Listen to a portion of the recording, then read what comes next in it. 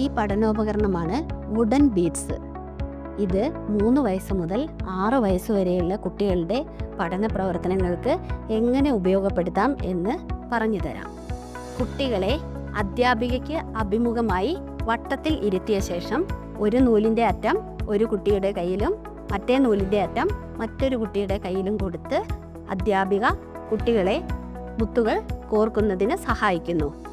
ഈ പഠന പ്രവർത്തനത്തിലൂടെ കുട്ടികൾക്ക് മുത്തിൻ്റെ ആകൃതി, നിറം എന്നിവ മനസ്സിലാക്കുന്നതിന് സഹായകമാകുന്നു.